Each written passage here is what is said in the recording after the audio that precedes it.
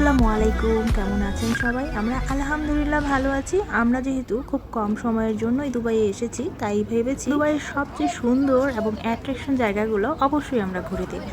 আমার first choice ছিল miracle garden আর Sayar শারিকের Burj Khalifa. আর global ভিলেজে তো আসবো না এই ডিসিশন নিতে নিতে শেষ পর্যন্ত চলেই আসলাম। চলেন এখন ভিতরে গিয়ে দেখে আসি কি আছে এই গ্লোবাল ভিলেজের ভিতরে। সারাদিন অন্যান্য জায়গায় ঘোরাফেরা শেষ করে রাত 8টার সময় আমরা আসলাম গ্লোবাল ভিলেজের টিকিট অনলাইনেও করা যায়, আবার এখানে এসে সরাসরিও করা যায়। আমরা যেহেতু আগে থেকে ডিসাইড করতে পারছিলাম না যে আমরা এখানে আসবো নাকি আসবো না, তাই টিকিটটাও করা হয়নি। তবে এখানে যেহেতু সরাসরি করা যায়, তাই আমরা এখন যাচ্ছি টিকিট করার জন্য।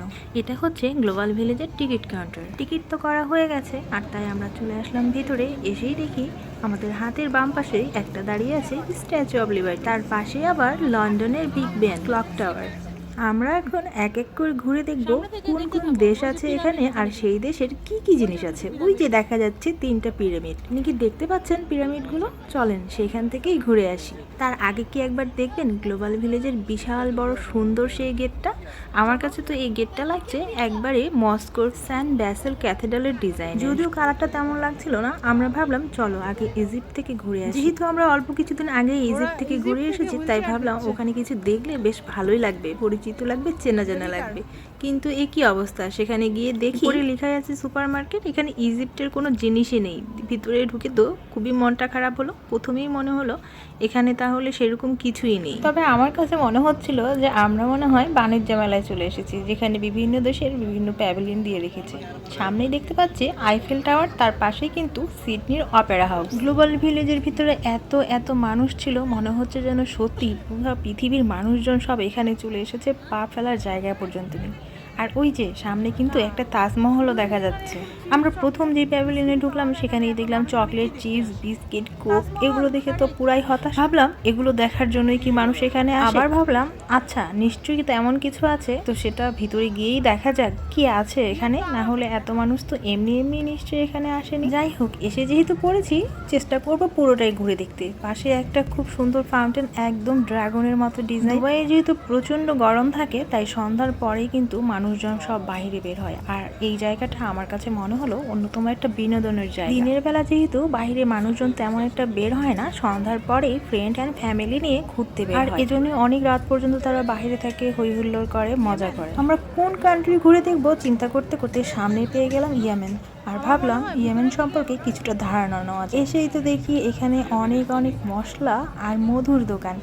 মধুর জারগুলো এত সুন্দর ছিল দেখতে, কি পরিমাণ যে ভালো লাগছিল। এবং সামনে দিয়ে যাচ্ছি, তারা আমাদের ডেকে ফ্লেভার বিভিন্ন টেস্টের মধু টেস্ট করতে দিচ্ছে। আর সত্যি বলছি, আমি যে কয়টা মধু টেস্ট করেছি আমার কাছে অনেক মজা লেগেছে। এটা ছিল হোয়াইট হানি, আর এটা সায়র শারিকের বাবা টেস্ট করেছিল। আমি এটা টেস্টটা বলতে পারছি না কেমন ছিল। আর এরপরে আমি টেস্ট করলাম জিঞ্জার হানি, এটা আমার কাছে খুবই মজা লেগেছে।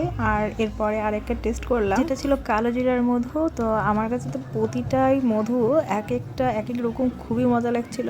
আমরা বেশ মজা করে এখান থেকে মধুগুলো খেয়ে দেখছিলাম। ওরাও জানে আমরা মধু কিনবো না, তারপরে ওরা খুব আগ্রহ নিয়ে আমাদেরকে মধু টেস্ট করতে দিচ্ছিল। আর শেষমেশ তাহলে এটা বলতেই হয় যে ইয়েমেনের মধু কিন্তু সত্যি অনেক মজার। সামনে একটু এগিয়ে যেতেই দেখি বেশ কিছু জুয়েলারি। শাড়িগার বাবা তো সোজা হাঁটছে, আমি বলছি যে দাঁড়াও একটু দেখি জুয়েলারিগুলো কেমন, ইয়েমেনের মেয়েরা কি ধরনের জুয়েলারি পরে। এই দোকানে ঢুকেই তো পড়লাম মহাবিপদে। দোকানদার তো বেশ নাছোড়বান্দা, কিছু তার দোকান থেকে নিতেই হবে। তো আমিও আবার নেড়ে চেড়ে দেখছিলাম। সায়রকে বললাম যে এই ব্রেসলেটটা একটু পরিয়ে দাও তো, দেখি কেমন লাগে।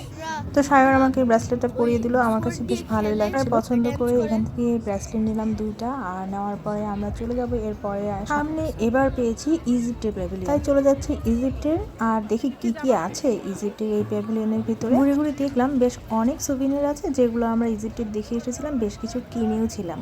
তাই এখান থেকে আর কিছু কিনছি না। কিন্তু আমাদের বাঙালি মন তো খুঁজছে আমাদের দেশ কোথায় আছে, আমাদের বাংলাদেশ আদৌ কি আছে নাকি নেই আমাদের বাংলাদেশ। প্রতিটা দেশের সাথে যেহেতু তাদের খাবারের একটা অনেক বড় কানেকশন আছে, সবখানেই তাদের দেশীয় খাবারগুলো পাওয়া যাচ্ছে। আমরাও ভাবছিলাম যদি বাংলাদেশ খুঁজে পাওয়া যায় তাহলে নিশ্চয়ই রেস্টুরেন্টও থাকবে। আর আমরা তাই বাঙালি খাবার খেয়ে আজকে ডিনারটা করব খুব মজা করে। বাংলাদেশের দেখা না পেলেও সামনে দেখতে পেলাম ইরান, তাই ভাবলাম ইরান থেকে ঘুরে আসা যাক কি আছে ইরানে। খুব সুন্দর কিন্তু কার্পেট পাওয়া যায়। কার্পেট জিনিসগুলো এত সুন্দর, আর হাত দিয়ে নেড়ে দেখলাম কি যে সফট। ওদের আবার এখানে কনসার্ট চলছিল ভিতরে। ইরানের জিনিসগুলো আমার কাছে বেশ ভালো লাগছিল। আর এখানে বসে একজন পেন্টিং করছিল, পেন্টিংটা দেখেই আমার মনে হচ্ছিল একেই বলে একদম জীবন্ত পেন্টিং। এবার যাব চায়না ঘুরতে। শারীরিকের বাবাকে বলছিলাম বিশ্ব তো পুরাই চায়নার জিনিস দিয়ে ভরা, চলো দেখি চায়নায় কি কি পাওয়া যায়, আমিও কিছু কিনি, নিশ্চয়ই দামেও কমে পাওয়া যাবে। কিন্তু ভিতরে গিয়ে দেখি কি অবস্থা, মানুষে গিজগিজ করছে। চায়নার মানুষরা মনে হয় সব চলে এসেছে এখানেই। তবে অনেক রকম জিনিস ছিল যেগুলো আমাকে দেখতেই দেওয়া হয়নি। আমাকে বলছে চলো তাড়াতাড়ি এখান থেকে, এখানে প্রচুর গ্যাঞ্জাম। আমিও ভদ্র মেয়ের মতো মনটা খারাপ করে চলে আসলাম। এসেই তো দেখি এখানে অনেক লম্বা একটা মেয়ে দাঁড়িয়ে আছে, বাচ্চাদের সাথে হ্যান্ডশেক করছে, হাইফাই দিচ্ছে, ছবি তুলছে। মেয়েটা যে কি কিউট। শাড়ি আবার কেন জানি এই লম্বা উঁচু মেয়েটাকে দেখে ভয় পাচ্ছিল। ওকে বললাম চলো আমিও তোমার সাথে যাচ্ছি, একটা হাইফাই দিয়ে আসো।